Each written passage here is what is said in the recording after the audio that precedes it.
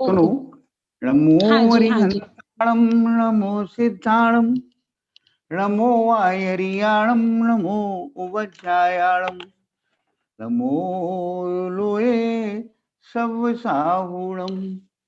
मंगलम भगवान वीरो, मंगलम गौतमो गणि, मंगलम कुंद कुंदान्यो, जैन धर्मोस्तु मंगलम।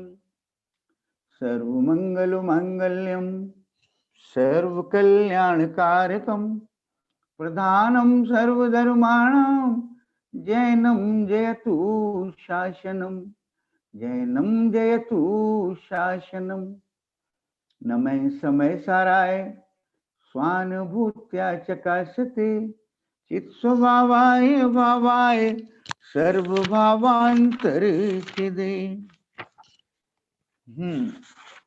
नमः श्री वर्धमानाय निर्धूत कलिलात्मने, सालोकानां त्रिलोकानां यद विद्या दर्पणायते। अपन बिना किसी ग्रंथ की सहायता के अभी स्वाध्याय कर रहे हैं और जैन दर्शन की छोटी छोटी बातों को, जो कि बहुत इंपॉर्टेंट हैं, उन्हें समझते हुए हम आगे बढ़ेंगे।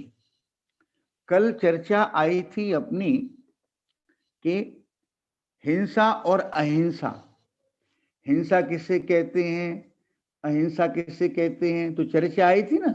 क्या आई थी चर्चा?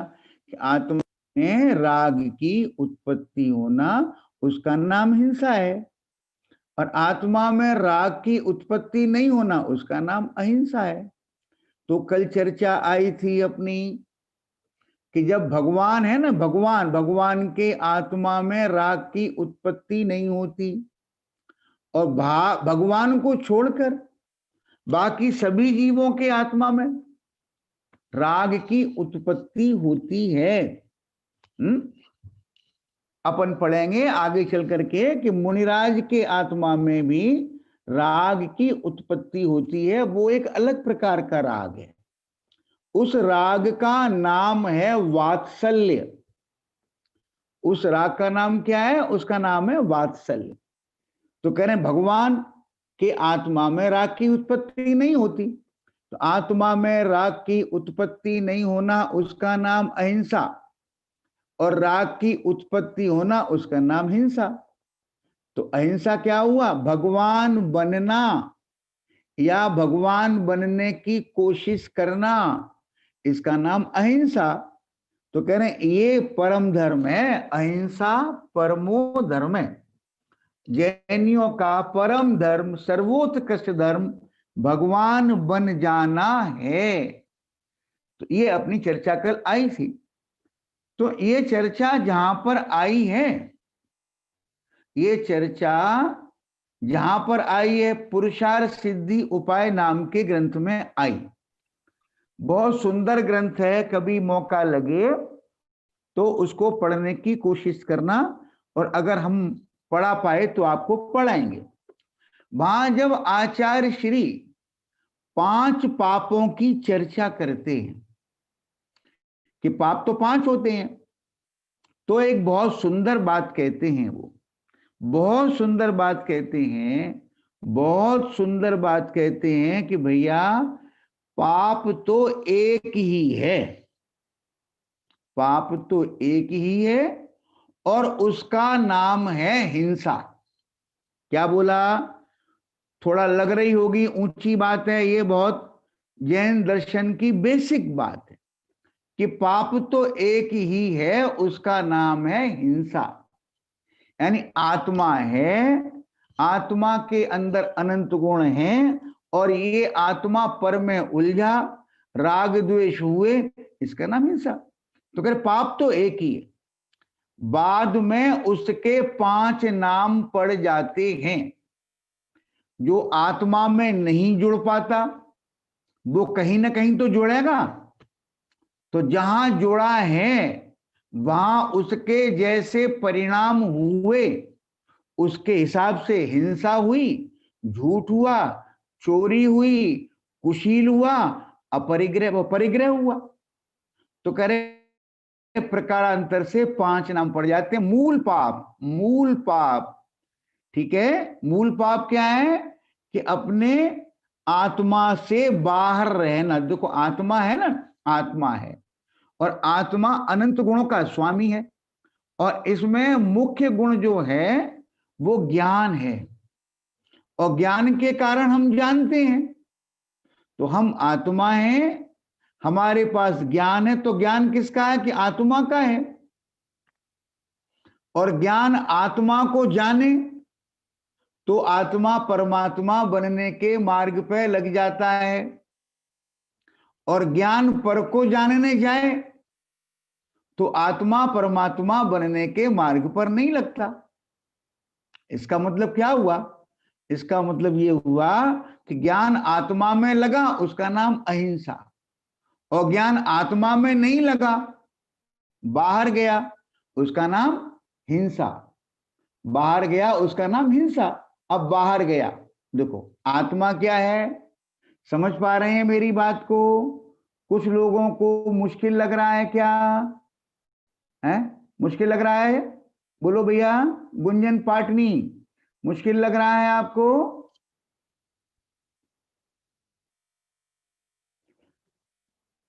बोलो नहीं लग रहा? लग रहा है? लग रहा नहीं लग रहा? चलो ठीक है। तो कह रहे हैं, तो ये कह रहे हैं आत्मा में भरा हुआ है आनंद, लबालब भरा हुआ है आनंद, लबालब लबालब। और इसने आनंद कहां माना? इसने माना आनंद धन में, संपत्ति में, परिवार में।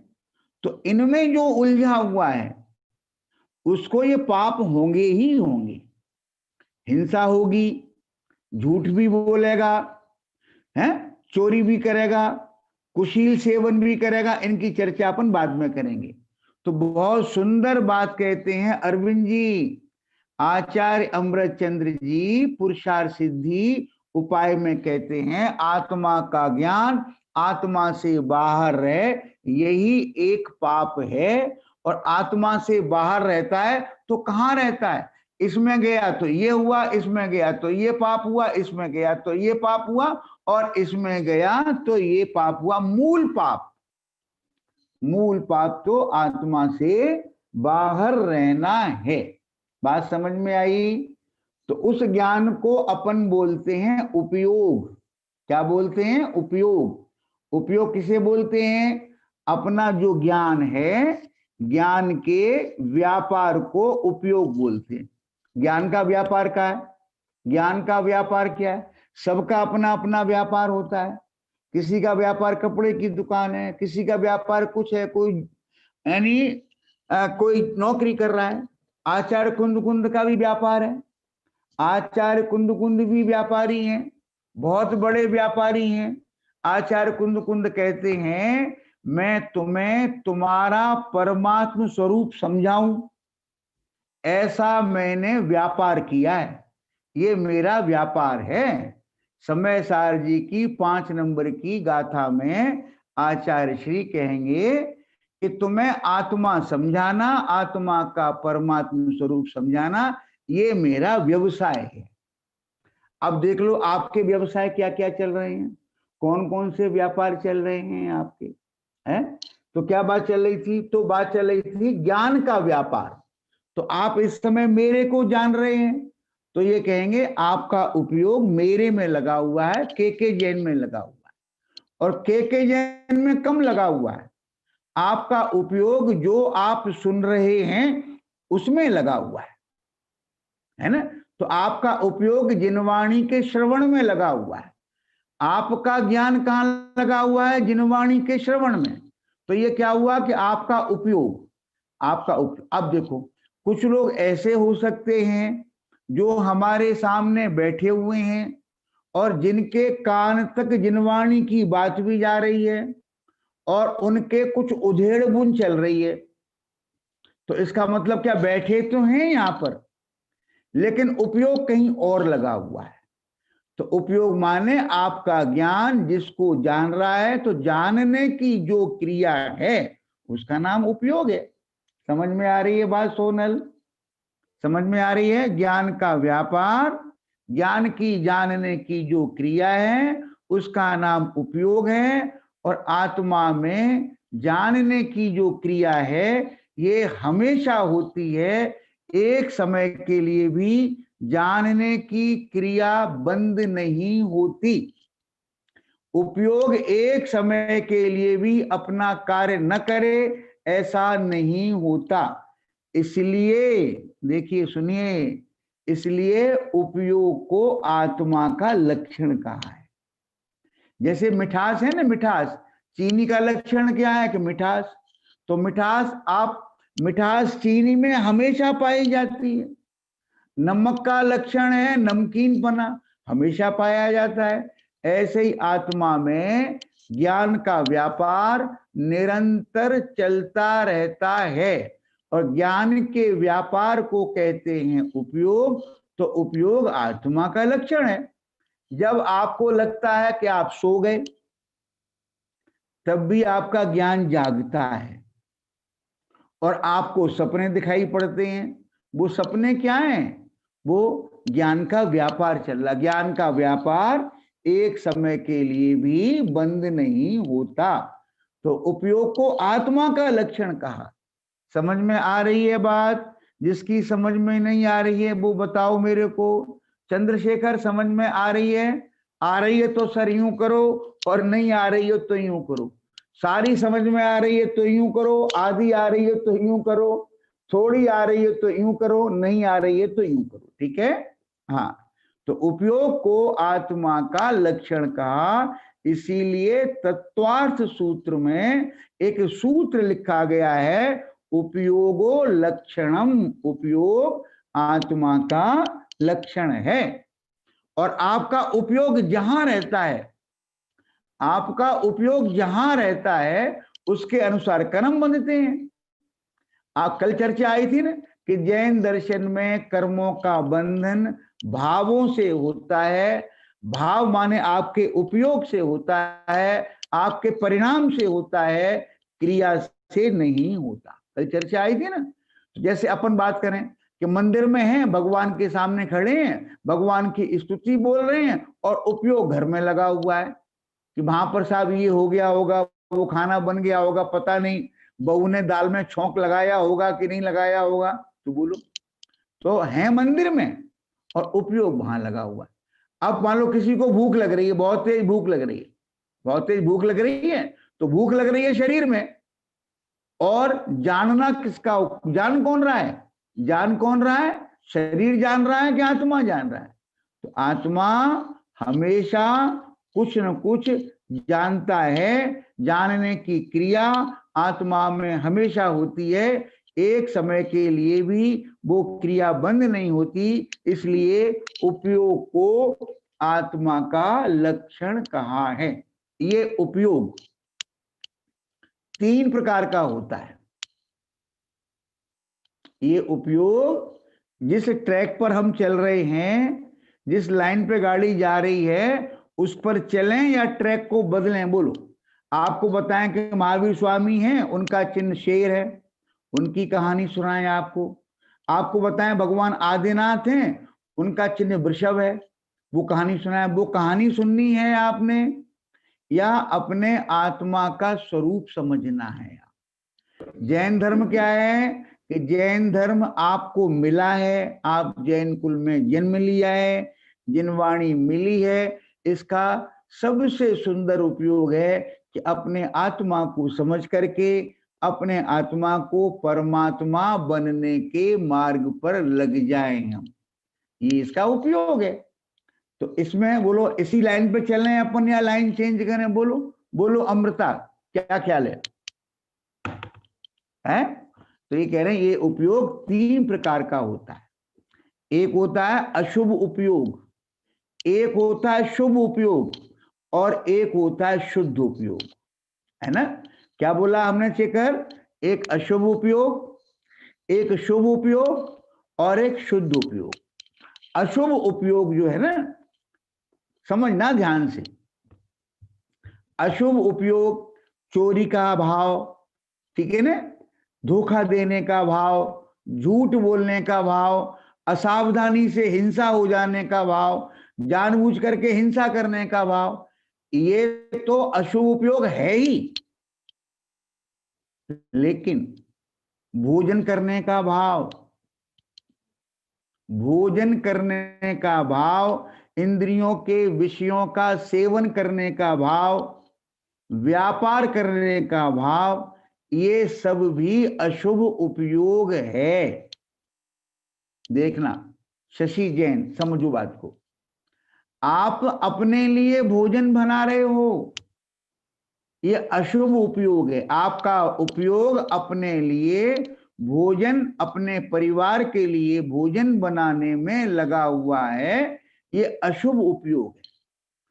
और आपके शहर में महाराज श्री आ गए और आपका उपयोग महाराज श्री के भोजन बनाने में लगा हुआ है, तो वो शुभ उपयोग है।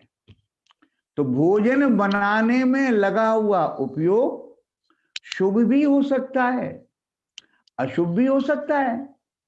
आपके यहां कोई साधर्मी आया और आपका मन किया उसको भोजन कराने का, अरे आज तो अष्टमी है, हरी तो खाते नहीं है ये, तो क्या करें, दौड़ के देखा, इधर देखा उधर देखा और थोड़ी सी किशमिश मिल गई आपको, और किशमिश पानी में उबाल करके नमक मिर्च डाल करके बना दिया आपने, तो क्या ये, तो आपका उपयोग शुभ उपयोग है।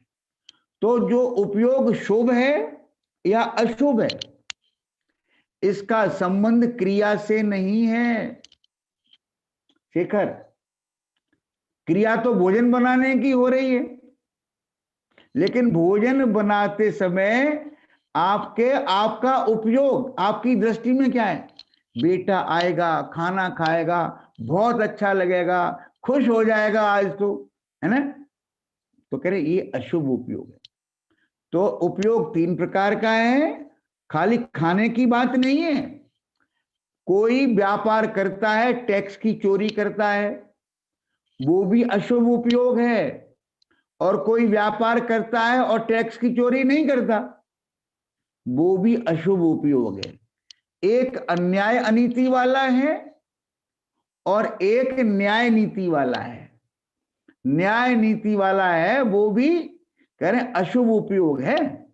तो जो उपयोग अपने शरीर में, अपने संयोगों में लगा हुआ है, देखो अब क्या हुआ, अब शाम को बच्चे बिठाए आपने, शिखर आपने क्या किया, शाम को रात को सोने के समय बच्चे बिठाए और उनको पिक्चर की कहानी सुना रहे हो आप, ठीक है ना, कहानी सुना रहे हो। और फिर आपने क्या किया, एक दिन आपने क्या किया, बच्चे बिठाए, नींद नहीं आ रही है, सोना है, आपने कहानी सुनाई और कोई धार्मिक कहानी सुनाई। तो इन दोनों में क्या है, और धार्मिक कहानी सुनाने का मन थोड़ा धर्म समझ लें, ये ऐसा विचार है आपका। तो धार्मिक कहानी सुनाने का जो भाव है वो क्या है, वो शुभ उपयोग है, वो अशुभ उपयोग है। अशुभ उपयोग कुगति का कारण होता है। काय का कारण होता है, कुगति का कारण होता है। समझ में आ रही है, कुगति का मतलब क्या है, त्रियंच गति का कारण होता है, नरक गति का कारण होता है। अब जैसा आपका उपयोग है, अशुभ उपयोग भी एक तो बहुत तीव्र होता है और एक मंद होता है। तो जैसा अशुभ उपयोग है उस प्रकार से वो उस गति का कारण है। और जो शुभ उपयोग है, जो शुभ उपयोग है वो देवगति का कारण है। शुभ उपयोग क्या है कि देवगति का कारण है। तो मेरे ख्याल से बात समझ में आ गई, शुभ उपयोग अशुभ उपयोग आ गई। आपको अपने कपड़े ड्राई क्लीन करने का भाव आया, ये कौन सा उपयोग है, अशुभ उपयोग है। अशुभ उपयोग है। आपको अपने कपड़े धोने का भाव आया, अशुभ उपयोग। आपके मंदिर में कोई आचार्य श्री आए हैं, उनके साथ कोई ब्रह्मचारी जी हैं, आपके मन में भाव आया कि लाओ हम इनके कपड़े धो करके डाल दें, आप उनके कपड़े धोते हैं, तो कौन सा उपयोग है।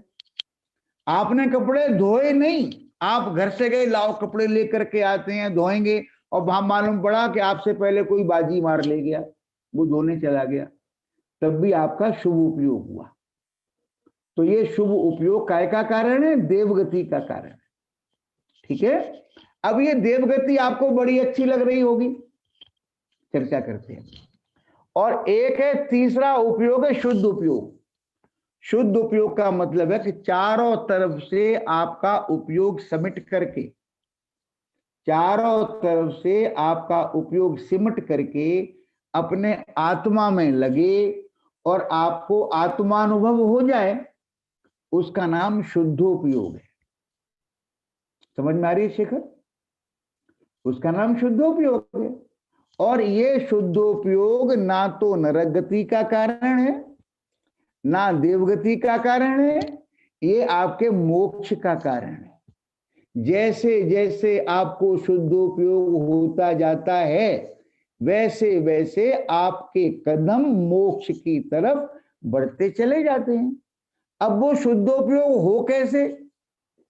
वो शुद्धोपयोग हो कैसे कि आप जिनवाणी माँ की शरण में आए, आप भगवान की शरण में आए, और भगवान की शरण में आकर के भगवान के द्वारा जो कुछ बताया गया है उसमें अपने आत्मा के स्वरूप को समझें, और आत्मा के स्वरूप को समझ करके निर्णय करें कि ये शरीर मैं नहीं हूं, ये शरीर तो बदलने वाला है, मैं तो आत्मा हूं।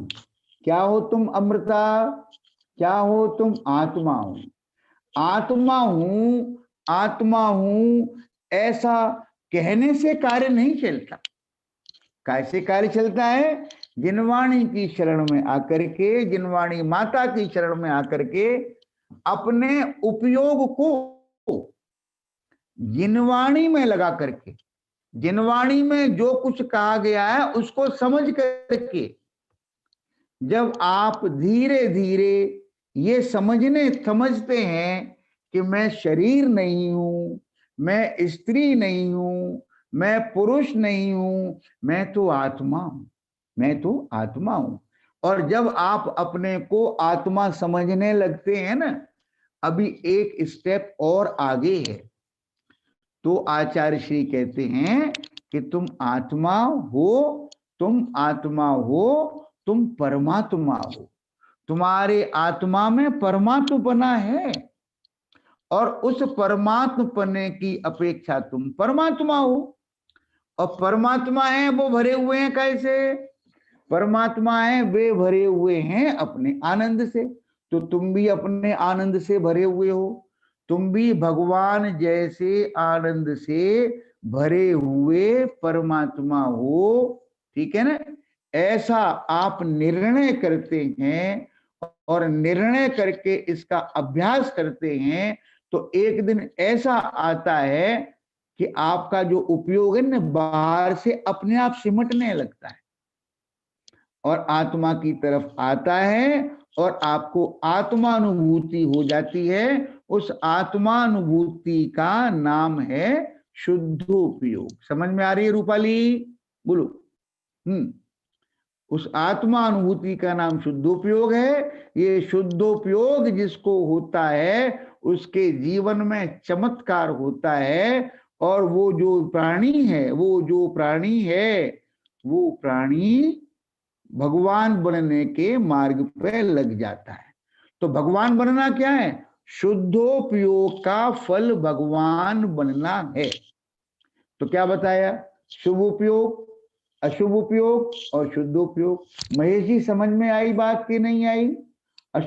शुद्धोपयोग क्या होता है? अपने ज्ञान का अपने आत्मा में लगना। शास्त्रीय भाषा में कहें तो अपने उपयोग का अपने आत्मा में लगना। सरल भाषा में कहें तो जो अपना उपयोग बिखरा हुआ है, वो उपयोग जब सिमटता है और सिमट के धीरे धीरे आत्मा की ओर बढ़ता है। जैसे बोतल होती है ना, बोतल पहले पुराने जमाने में मिट्टी का तेल आता था, अब पता नहीं आपको याद है कि नहीं, या कोई भी चीज ले लो, तो मिट्टी का तेल बोतल में भरते हैं, या कोई चीज बोतल में भरते हैं तो कैसे भरते हैं?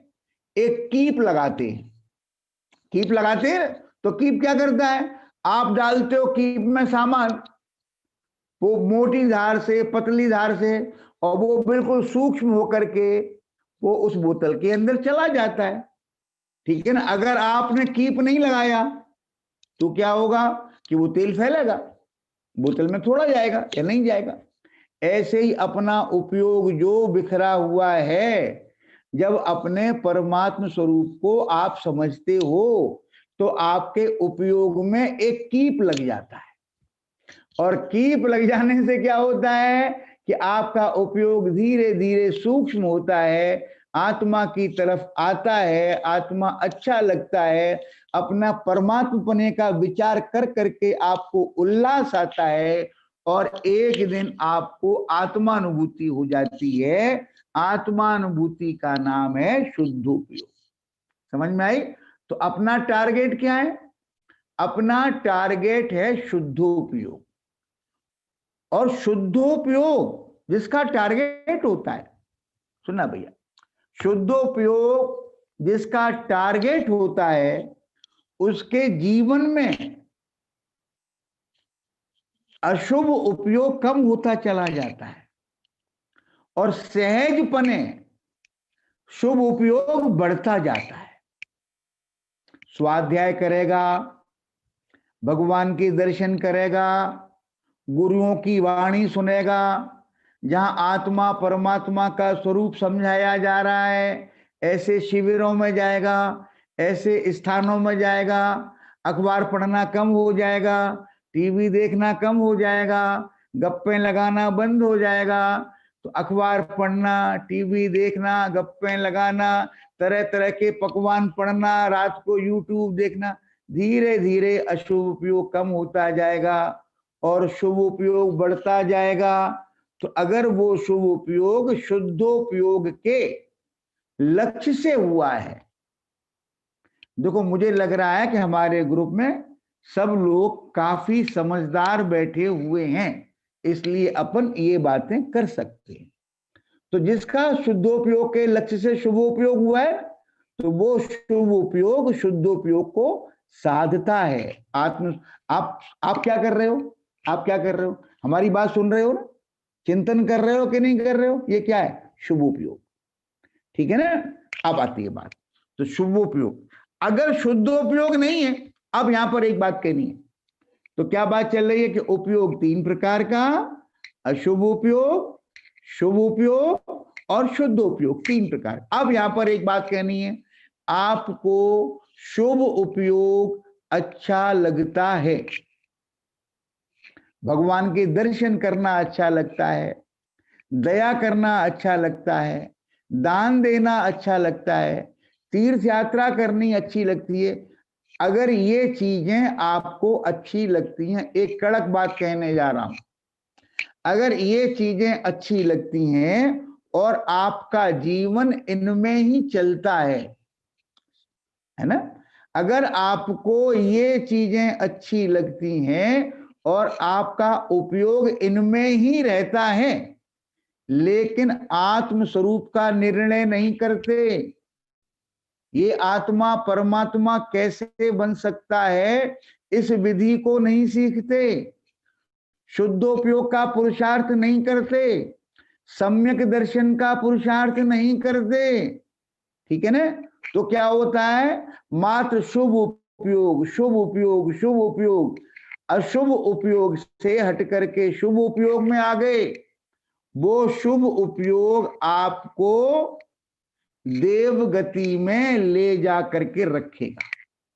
वहां देव बन गए ना आप बन गए देव, ठीक है। अच्छा, अब देव बन गए तो वहां पर तरह तरह के भोग मिलेंगे आपको, तरह तरह के विषयों का सेवन होगा, अच्छी अच्छी अप्सराएं मिलेंगी आपको, नाच गाने मिलेंगे, उड़ने के लिए यान हवाई जहाज मिलेंगे, वो उनको बोलते हैं यान, है ना। ये मिलेंगे आपको, कभी नंदीश्वर द्वीप जा रहे हो, कभी कहीं जा रहे हो, और जब आपको भूख लगी, प्यास लगेगी नहीं। शरीर हमेशा 16 साल की एज में जैसा होता है वैसा ही रहेगा, बुढ़ापा आएगा नहीं, अकाल मरण होगा नहीं, रोग कोई आएगा नहीं, और जिस समय भूख लगेगी उसी समय आपके गले में अमृत झर जाएगा। समझ में आ रही है रुचि? डॉक्टर रुचि जैन, है ना? तो क्या होगा कि आप उन चीजों में आनंद मानने लगेंगे।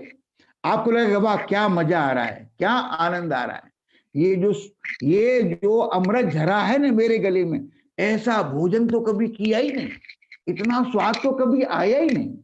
नृत्यांगना का जो नृत्य देखा, अरे ऐसा तो कभी देखा ही नहीं, कोई काम करने के लिए है ही नहीं। जिस भवन में निवास करते हैं ऐसा भवन तो अंबानी का भी नहीं है। तो आप क्या करेंगे? अगर आपको अपने आत्म स्वरूप की खबर नहीं है, आपका आत्मा है उसमें जो परमात्मपना है, और परमात्मपना होने के कारण आपके आत्मा में आनंद से भरा हुआ जो समुद्र है उसकी खबर नहीं है। आनंद तो मेरे अंदर ही है, ये खबर नहीं है। तो क्या होगा कि आप देवगति में पहुंचे और वहां के भोगों को आप भोगेंगे, और जब 6 महीने रह जाते हैं तो आपको मालूम पड़ जाता है कि अब ये देवगति में रहने का टाइम मेरा पूरा हुआ। और वहां से टाइम पूरा हुआ ना, अब क्या होता है? अब वहां चिंतन चलता, हाय हाय अब क्या होगा, अब क्या होगा, यहाँ तो इतने अच्छे अच्छे भोग थे, कुछ करने को नहीं था, कुछ धरने को नहीं था, आनंद ही आनंद था यहाँ तो, है कुछ बनाना नहीं, कुछ करना नहीं, ना सर्दी है ना गर्मी है, ना एसी चाहिए, ना पंखा चाहिए, ना बिजली चाहिए, ना भोजन बनाना, ना सब्जी बनानी। हाय अब क्या होगा? क्या बोला? जब 6 महीने रह जाते हैं, हेमलता जी अभी बताया था ना, हेमलता जी, हेमलता, हाँ हेमलता जी, स्वाध्याय करते हुए आपका उपयोग दूसरी चीजों में है तो इसका नाम है अशुभ उपयोग। तो क्या बात चल रही थी? तो बात चल रही थी अपनी, देखो मैं भूल गया कि एक व्यक्ति जो आत्मा का स्वरूप नहीं जानता, आत्मा के परमात्मपने का स्वरूप नहीं जानता, अपने आनंद को नहीं जानता, और मात्र शुभ शुभ शुभ में लगा रहता है, खूब दान करता है, खूब तीर्थ यात्रा करता है, खूब मंदिर बनवाता है, खूब पंचकल्याण कराता है, और स्वर्ग में चला जाता है। और वहां पर उसको देखो क्या होता है, सुनना वैशाली, यहां आपने क्या किया? आपने बाहर का संयम पाला, भोजन कम किया, आपने नीरस भोजन किया, वहां अमृत मिल जाएगा आपको। आपने अपने तन को सुखाया यहां पर, वहां आपको सुंदर तन मिल जाएगा। यहां आप भोगों से विरक्त हुए, वहां पर भोग मिल जाएंगे। तो जो जो आपने छोड़ा है वो वहां मिलेगा। तो क्या होगा? आप उसमें उलझ जाएंगे, और जब 6 महीने रह जाएंगे और मंदार माला मुरझाती, हर देव के गले में एक माला है, और जब मंदार माला मुरझाती है तो उस देव को मालूम पड़ जाता है कि अब यहाँ पर रहने का समय 6 महीने का है, और उसके मन में ये विचार आते हैं कि अब मेरा क्या होगा, अब मेरे को ये भोग नहीं मिलेंगे। तो ऐसे उसके मन में बहुत संक्लेश होता है, बहुत टेंशन होता है उसके मन में, और उस टेंशन की वजह से वो जब उसका स्वर्ग का टाइम पूरा होता है तो वहां से निकल करके एक इंद्री में चला जाता है। कहाँ चला जाता है? एक इंद्री में जाने का मतलब है जल जल बन जाए, मिट्टी का जीव बन जाए, वनस्पति घिया तोरई बन जाए, पहाड़ में पहाड़ बन जाए, निगोदिया बन जाए, क्या बन जाए कुछ नहीं कह सकते। तो क्या बात है? निगोदिया नहीं बनता, तहते छह डाला में आया है, छह डाला में आया है। गुंजन पाटनी जी पढ़ी है आपने? छह डाला पढ़ी है? नहीं पढ़ी है? वहां पर आया है, जो विमान वासी हु थाए, विमान में रहने वाला देव भी बन जाए, दर्शन बिन, दर्शन बिन माने आत्म दर्शन बिन सम्यक दर्शन बिन शुद्धोपयोग के बिन दुख ही पाए। और आगे आता तहते चय थावर तन धरे, वहां से गिर करके एक इंद्री में जन्म लेता है। बोलो कैसा लग रहा है अमृता आपको? आपसे ये कहा जा रहा है कि आपको हम ये भोग भोगने के लिए दे रहे हैं, आप ये सारे भोग भोगो। अंबानी के मकान में एक महीने के लिए रहो, सारे भोग भोगो, और उसके बाद हम क्या करेंगे कि 20 साल के लिए आपको कोमा में छोड़ देंगे। आपको पसंद है वो भोग की नहीं है? तो एक इंद्री माने क्या? कोमा में जाना है ना। तो क्या कह रहे हैं? और जो जीव, समझना बात को, क्या बात चली?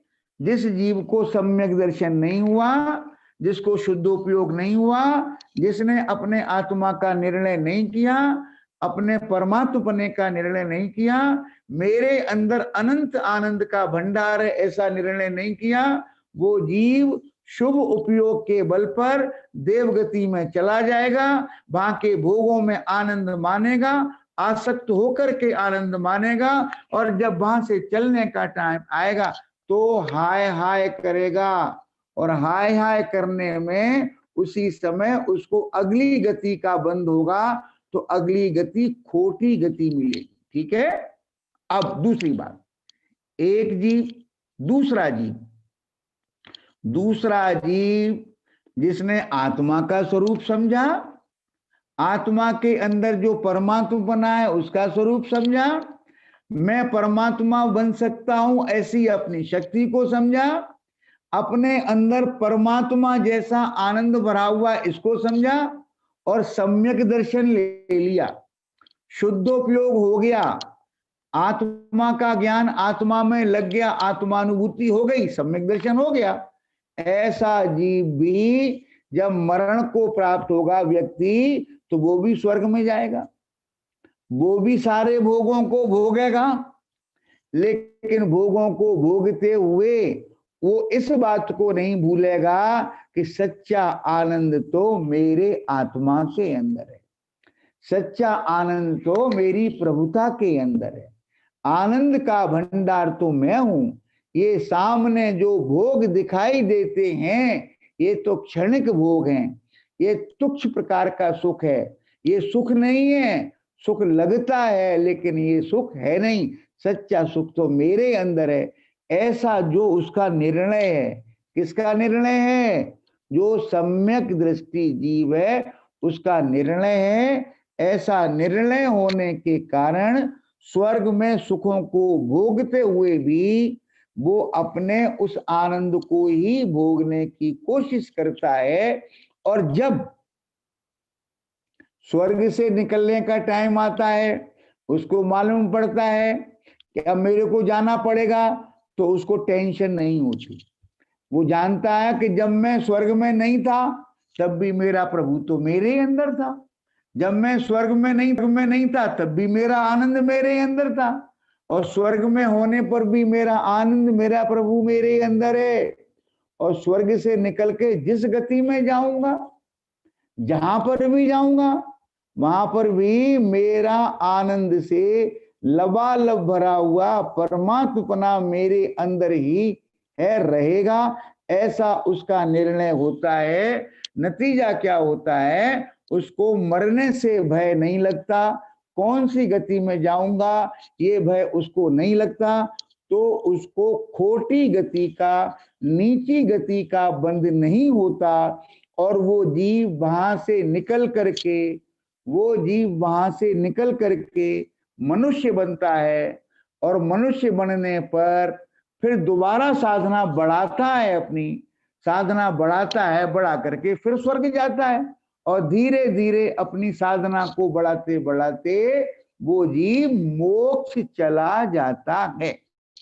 तो दोनों स्वर्ग जा रहे हैं, शुभोपयोगी भी स्वर्ग जा रहा है और शुद्धोपयोगी भी स्वर्ग जा रहा है। एक बात कहें आपसे, कहें, थोड़ी सी मुश्किल लगेगी आपको, थोड़ा उपयोग लगाना पड़ेगा, और अगर परमात्मा बनना है, परमात्मा बनने के लिए कमर कसी है, तो आपको लगाना चाहिए। और कि जितना आपको उपयोग लगाना है, जितनी मेहनत करनी है, उसके फल स्वरूप जो आनंद आने वाला है, वो आनंद उस मेहनत से अनंत गुना ज्यादा है। समझ में आ रही है बात? तो क्या बात चल रही है अपनी? बात चल रही है कि क्या शुद्धोपयोग, तो शुद्धोपयोग स्वर्ग नहीं ले जाता एक्चुअली, समझना। देखो थोड़ी सीरियस बात है। शेखर, अरविंद भाई साहब, सोनल, अंजू, शुद्धोपयोग स्वर्ग नहीं ले जाता। हर बार का शुद्धोपयोग आपका एक कदम मोक्ष की तरफ बढ़ाता है। लेकिन जिसको शुद्धोपयोग होता है ना, उसको जब शुद्धोपयोग नहीं होता, उस समय जो शुभोपयोग होता है, उसको क्या होता है शुभोपयोग? वो आत्मा के स्वरूप का चिंतन करेगा, ध्यान करेगा, भगवान के दर्शन करेगा, भगवान की मूर्ति में अपने स्वरूप को देखेगा। अरे भगवान ने जो प्रकट किया है वो मेरे अंदर भी है। तो कह रहे हैं उस शुद्धोपयोगी जीव को जब शुद्धोपयोग नहीं है और शुभोपयोग है, तो वो शुभोपयोग इस प्रकार का होगा कि वो स्वर्ग में जाएगा। शुद्धोपयोग स्वर्ग नहीं ले जाता। शुद्धोपयोग तो आपके अकाउंट में जमा हो जाता है, वो तो आपके कदम को सिद्धालय की ओर ले जाता है। लेकिन शुद्धोपयोग के साथ रहने वाला जो शुभोपयोग है, उसके कारण आप स्वर्ग में जाते हैं। बात समझ में आई? तो शुद्धोपयोग के साथ जो शुभोपयोग होता है, जिसके कारण आप स्वर्ग में जाते हैं, तो साथ में शुद्धोपयोग है ना, वो शुद्धोपयोग स्वर्ग के भोगों में, भोगों को भोगते हुए उनमें लिप्त नहीं होने देता, आपको अटकने नहीं देता, आपको आपकी प्रभुता भूलने नहीं देता। और नतीजा क्या होता है कि जब आप स्वर्ग से निकलते हैं तो बड़े आनंद से निकलते हैं और मनुष्य गति को प्राप्त करके अपनी साधना को बढ़ाते हैं। और साधना बढ़ते बढ़ते जब एक सीमा को क्रॉस कर जाती है, आप मुनि बन जाते हैं, है ना, आप मुनि बन जाते हैं। और मुनि बन करके और साधना बढ़ती है, धीरे धीरे आप प्रभु बनने के मार्ग पर लग करके प्रभु बन जाते हैं। तो चर्चा क्या चली थी? चर्चा चली थी हिंसा और अहिंसा की, कल बड़ा बताया था। और यहां पर चर्चा चली कि आपका जो उपयोग है, उपयोग माने ज्ञान का व्यापार, तो ज्ञान तो कहीं ना कहीं रहता है, आप कहीं पर भी हो, ज्ञान तो रहता है। एक व्यक्ति जिसकी नई नई शादी हुई है, अपनी सुंदर पत्नी को अपने घर छोड़ करके आया है और अपने ऑफिस में काम कर रहा है, लेकिन उसका उपयोग कहां पर है? ऑफिस में उसका 10% उपयोग है, 90% उपयोग कहाँ है? तो आप क्या कर रहे हो, बाहर क्रिया क्या हो रही है, ये इंपॉर्टेंट नहीं है। इंपॉर्टेंट ये है कि आपका उपयोग कहाँ है। उपयोग 3 प्रकार का होता है, अशुभ उपयोग, शुभ उपयोग और शुद्ध उपयोग। अशुभ उपयोग का फल खोटी गति है, और शुभ उपयोग का फल, अगर वो शुभ उपयोग शुद्धोपयोग के बिना का है, तो वो शुभ उपयोग आपको देवगति में तो ले जाएगा और उसके बाद पटक करके खोटी गति में ले जाएगा, तिर्यंच गति में ले जाएगा। और अगर शुभ उपयोग के साथ साथ शुद्धोपयोग भी है, तब भी आप मोक्ष में जाएंगे, सॉरी स्वर्ग में जाएंगे। लेकिन वो शुद्धोपयोग, आत्मा का आनंद चख लिया ना आपने। देखो चंद्रशेखर, ये अपना जैन आगम ही बाहर गया है।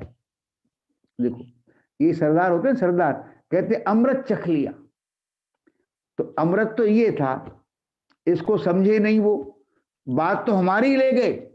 और अमृत माना कहां पर कि गोल्डन टेम्पल का पानी छक लिया ना, ये अमृत चख लिया। और अमृत चखना, और ये मानते हैं कि अमृत चख लिया तो बहुत बड़ी बात है, और वास्तव में अपने आत्मा का आनंद यानी अमृत चख लिया तो बहुत बड़ी बात है। अब उनके यहां भी ना गुरु ग्रंथ साहिब, गुरु देव गुरु, गुरु ग्रंथ शास्त्र साहिब देव, तो गुरु ग्रंथ साहिब में क्या है? देव शास्त्र गुरु। तो बातें हमारी ही हर जगह गई हैं, लेकिन उनके अर्थ उन्होंने अपने हिसाब से लगा लिए। तो अंतिम बात क्या चल रही है कि शुभ उपयोग होता है, शुभ उपयोग के साथ में शुद्धोपयोग रहता है। ऐसा जीव भी देवगति में जाता है, लेकिन वहां पर उनके जो भोग हैं उनमें लिप्त नहीं होता, आसक्ति पूर्वक नहीं भोगता। नतीजा क्या होता है? उसको अपने परमात्म पने की जागृति रहती है, और जब उसका वहां से निकलने का समय आता है तो उसको टेंशन नहीं होती, निश्चिंत रहता है, और इसके कारण खोटी गति नहीं बनती उसको, और वो मनुष्य गति में आकर के पुनः धर्म साधन करके और आगे चलता है। मेरे ख्याल से बात समझ में आई आपके में नहीं आई? जिसके समझ में आई है वो जरा हाथ खड़ा करें, जिससे मेरे को मालूम पड़े किस किस की समझ में आई है। बोलिए। अंजू समझ में आई है? अरविंद भाई साहब आधी बात समझ में आई आपकी? आधी या पूरी आई? अच्छा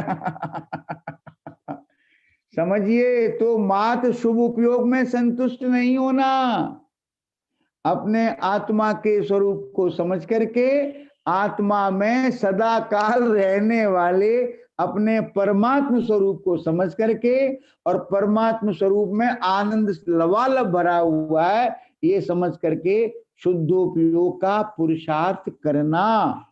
और सब लोग ऐसा करेंगे। इसी भावना के साथ अपन यहाँ से विराम लेते हैं। ओम नमः सिद्धेभ्य।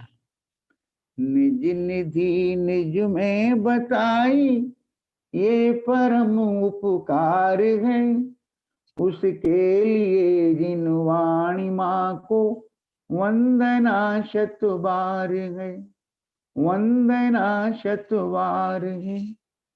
9 बार नमोकार मंत्र। नमो वरियंताणम, नमो सिद्धार्थ।